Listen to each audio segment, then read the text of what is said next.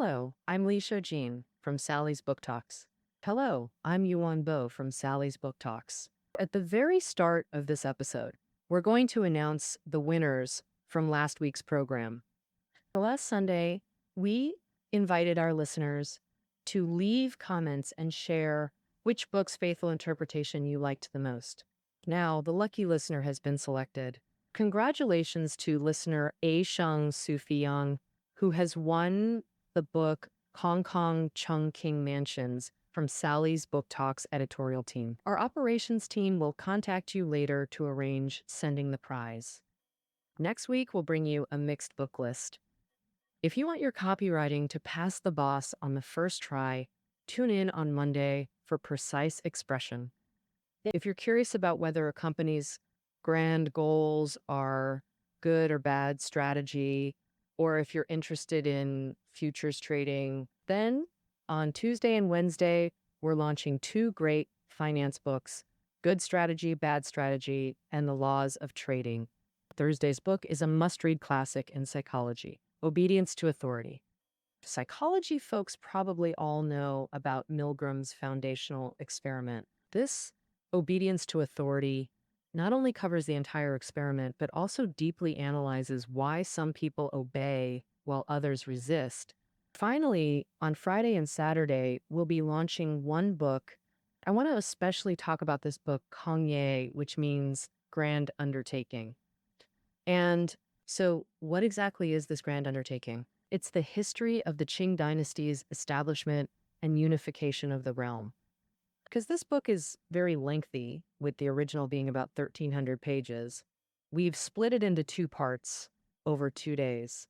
Hey, Yuan Bo, actually, we've covered quite a few books on the Ming-Qing period, like 1587, A Year of No Significance, and the prosperous age of Kangqi's reign.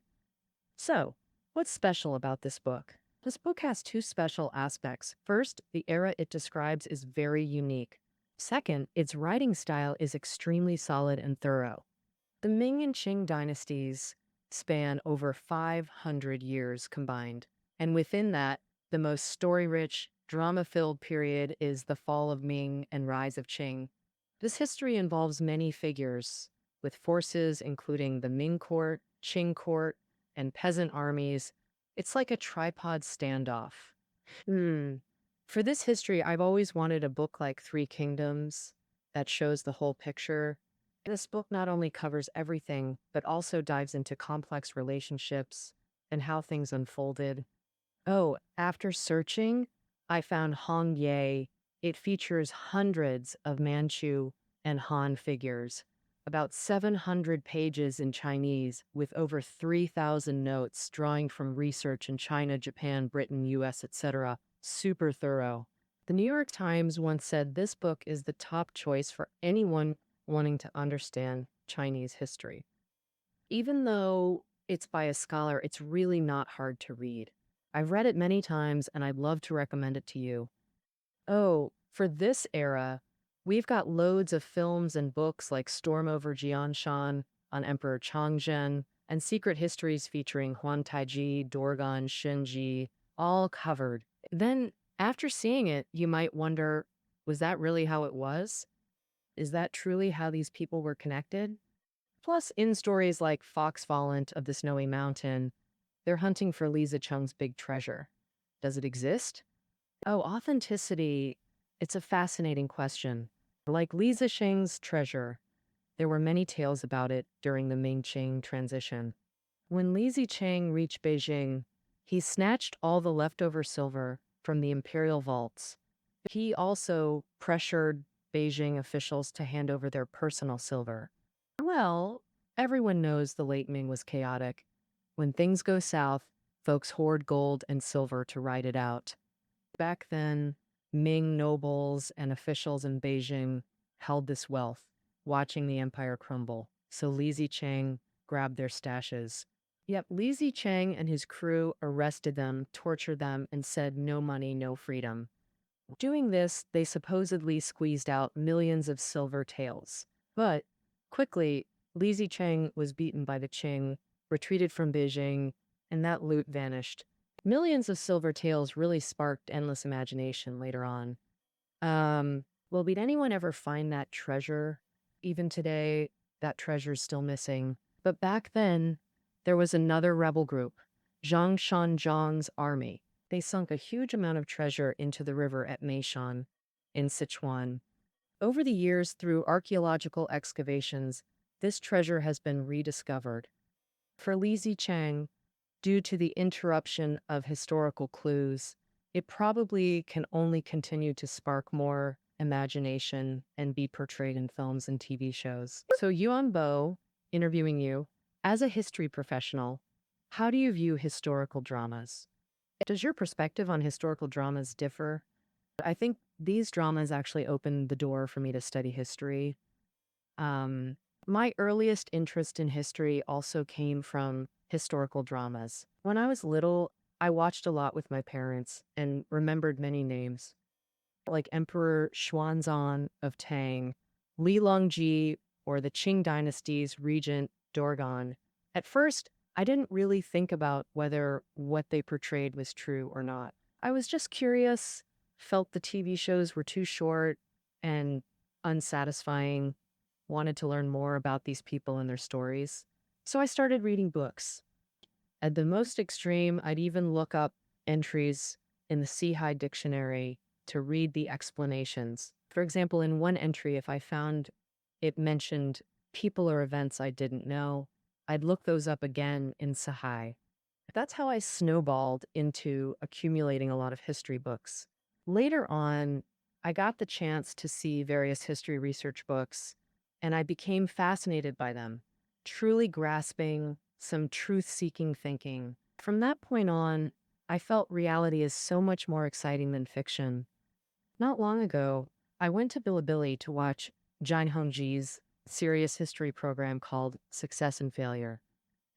From the bullet comments, I noticed something interesting.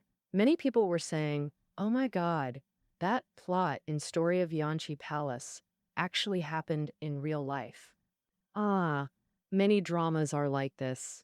If you dig deeper, you can uncover real historical stories, and this might be a crucial turning point for many to move from TV to history. Yes, I often watch dramas or read literary works with dramatic elements, and I always want to find books or materials afterwards to see what really happened. So, in this regard, Yuan Bo, what books can you recommend? Well, actually, many books we've released are quite suitable. Today, I'll focus on recommending some related to the Qing Dynasty. The first one is called Strangers at the Gate. This book's author is the same as Hung Ye's, both by renowned American sinologist Frederick Wakeman. But Strangers at the Gate, this book focuses on Guangdong and Guangxi after the Opium War. He found two reasons for the Taiping Rebellion's emergence.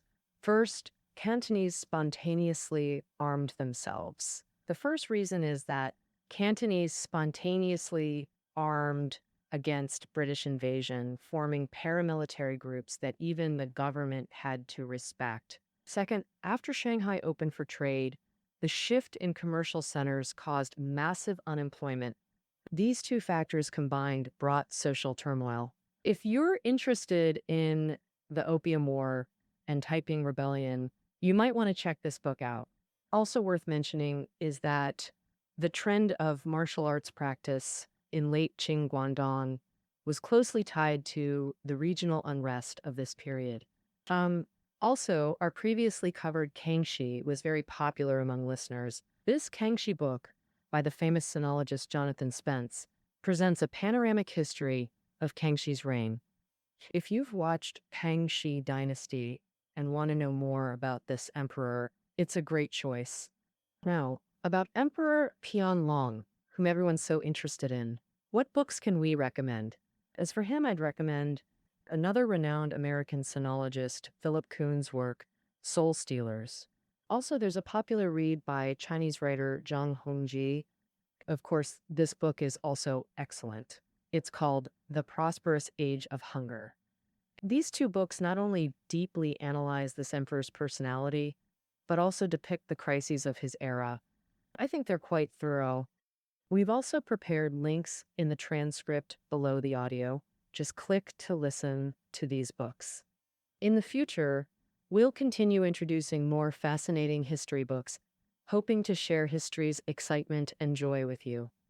All right, that's it for this episode. For today's history book recommendations, if you have anything to share, please leave a comment below. See you next time. Okay, goodbye.